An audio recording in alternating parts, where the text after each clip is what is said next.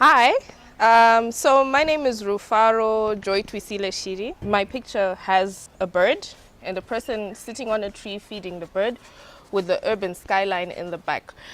For me, this piece shows that we're at one with nature and nature is our friend, and it's also our getaway because it's truly what and who we are. Hi, so my name is Rufaro Joy Twisile Shiri. I'm working on a piece together with Zimbabwe Youth Biodiversity Network and Artzi Trust.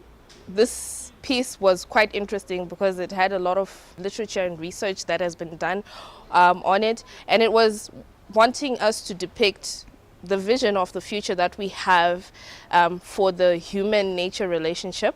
You've got issues to do with the power relationship between human and the nature and our environment. I'm currently in my final year. I'm studying food processing technology. Art has always been a part of my life. Art and science are part of the same thing. They're manifestations of how we interact with the world as human beings. So I call myself the scientific artist. This project was particularly interesting for me because it allowed me to work with a lot of realistic projections and presentations, and I felt like I could really project what I thought could happen or what I would like to happen once as human beings we begin to take our stewardship or our role as stewardship for nature as an important thing. Right now we've got issues where our activities as human beings are encroaching on the habitat, livelihoods of different species such as the samango monkey here in Zimbabwe. We also have the ground hornbill that are affected by certain areas then being eradicated to make way for urban life. And my question is, why can't we live together in a way that is balanced so as to preserve them so that future generations can also have them, but also to ensure that the balance of nature is kept? So my piece tried to depict that because we have in the background the city skyline, but we also have a person sitting on a tree feeding a bird some bird seed from their hand. And that's part of taking care of what has been placed in our responsibility. People often need to just kind of check out of the urban life and just go where there's a lot of nature and kind of relax and refresh is really helpful because you get to relax and refresh. And for me, even based on my experience, I've enjoyed traveling, and most of the time I like to travel where it's very natural with a lot of trees and animals, and that interaction alone is necessary for our own, can I say, psychological or balance and health as well. So I think it's very important for us to preserve our nature and to realize that our actions today have an effect on the natural resources that our people or our next generations are going to inherit later on. And we need to be able to preserve those and to be able to allow ourselves to enjoy them, but allow other generations to enjoy them as well. Hi, my name is Yandani Mlilo.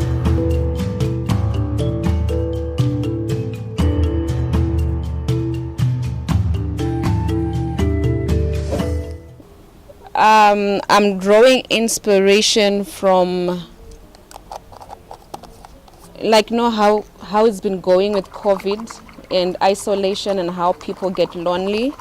So in the UK and in Poland, if I'm not mistaken, they are doing this thing whereby you hug a tree. So according to their research, they say hugging a tree gives some form of comfort and solace to somebody.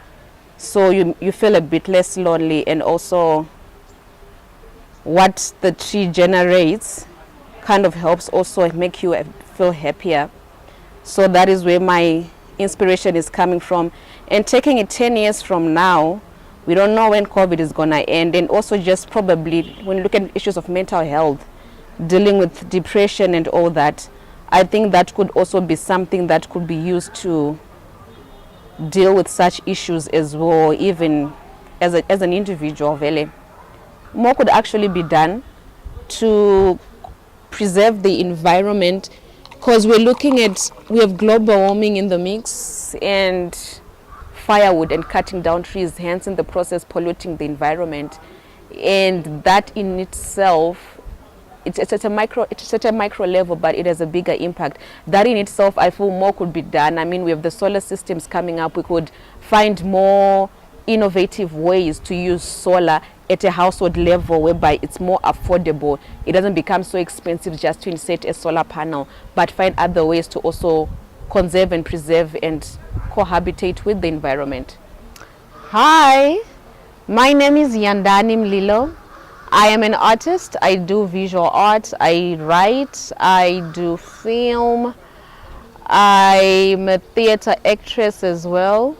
So I'm an all-round artist. With the COVID situation, always in isolation, mental health and well-being, my inspiration came from some research that I did for people who are in Poland, in the UK, how they encourage people to go out and hug trees. And that in itself, it provides some form of comfort and solace. And they say it's a feel-good feeling when you hug a tree, which I'm yet to try as soon as I come across one.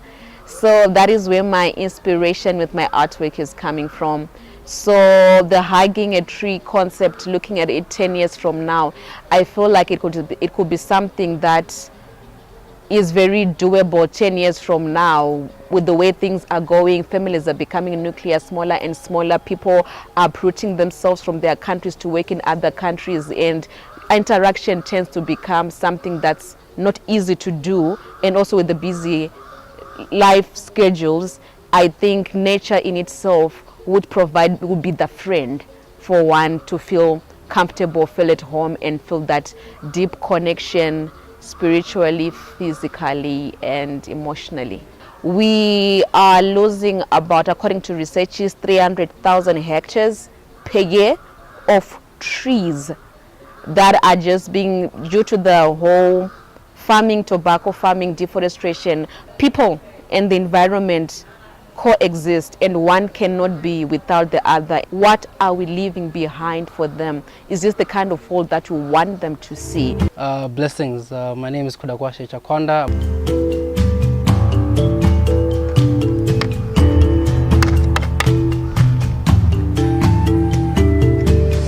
Alright, so right now I'm mixing my paints. In this storyline, this is a landscape of your typical Harare savanna.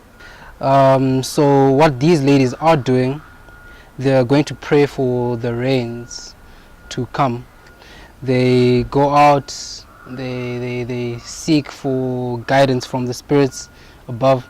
Blessings. My name is Kudakwashe Chakonda. I'm a fine artist and photographer based here in Zimbabwe, Harare. Well, I did my schooling in Chinhoyi University, where I did fine art as a degree. In this piece, we have two ladies that are heading to a special tree called a muhacha, where a ceremony is about to take place for rainmaking. Right. In this ceremony, it's required that not two necessarily, but like barren women, they go there to appease the spirits with alcohol in the clay pot that they have, and whatever, a black cloth. For us to move forward, we kind of have to take a few steps backwards to kind of like understand how the dynamics of the spiritual realm and the natural life we have around us kind of coexist. We could have humans interacting with the nature in itself, but praising the nature in itself, as I am trying to do here. Hello everyone, my name is Knowledge Vingi. I'm the programs coordinator with the Zimbabwe Biodiversity Network. Our aim is to conserve biodiversity, influence policy, and promote fair and equitable sharing of resources derived from the natural resources. So we're running a campaign, it's called the Art for Nature campaign. What we're basically trying to portray is the relationship between people and nature. And art is the best mode of communication when you want to communicate with almost everyone, from the older people to the younger people, because it was the first mode of communication ever used. Historically, we've had cases where our ancestors used to paint on rocks. That was a serious communication strategy. So as youths, we are saying the vision between now and 50 years from now, what relationship will we have with art and nature. And the artists are trying to portray that image through art to say, if we are going to continue with the business as usual approach, what type of relationship are we going to continue having? If we are going to change our actions as youths, what sort of scenario are we going to keep? We are looking at heritage, the cultural identity. We saw the rainmaking art project. We saw the tree hugging sort of approach where nature and people have got that bond. We saw the urban and park interaction where people after a hard day at work, they've got to go into a biodiverse or a park to relax and share and relax their minds. This is a campaign we're launching, and we're very proud to have been supported with the University of Stellenbosch and also the Norwegian Environmental Agency to portray this nature future scenario for youths. Good day to you. My name is Hatishke Mangwiro. I'm the creative director of the Artzi Trust. As the Artzi Trust, we are mandated to change a mindset that exists in the majority of the people we encounter in this country, that the arts have no use or value, and as such, people don't take them seriously or encourage their children to pursue them. So, in summary, we use the arts to address higher issues that affect the society at large, to demonstrate as well to all the generations that the arts are useful and that the artist is an important individual in the community. In this project, the Artzi Trust, in collaboration with the Zimbabwe Youth Biodiversity Network, used the arts to demonstrate the relationship that humanity has with the environment.